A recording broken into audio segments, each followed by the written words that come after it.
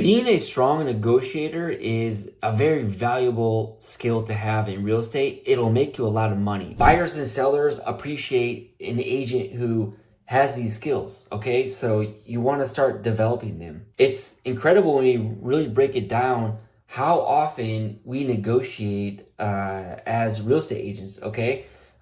So we negotiate with like our clients. Actually, we negotiate with our clients more than we negotiate with anybody else. We negotiate like to the other side through that person's agent.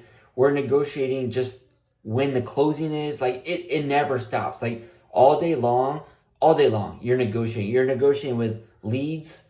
You're negotiating with people on what time to show a house. Like if it doesn't fit your schedule, but if it's their schedule. You're even negotiating with like your spouses, your kids. So it's something to get good at because it's something that we do all the time. All right.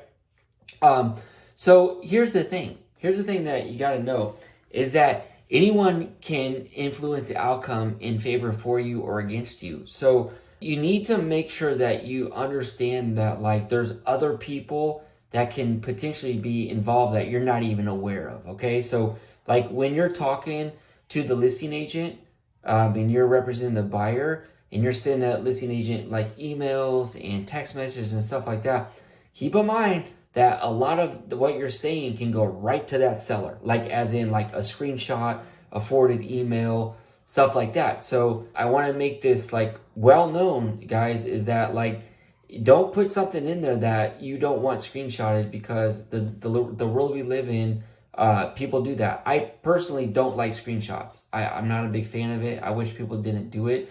I think it makes me not trust people who do it.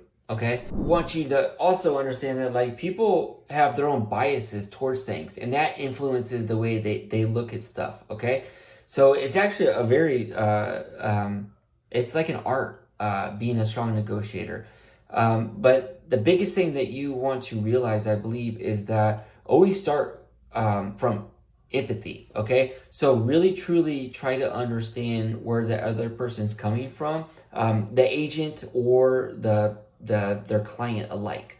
The more that you understand, the better ability you're gonna have to really, I guess, kind of get in their head, but see it from their perspective.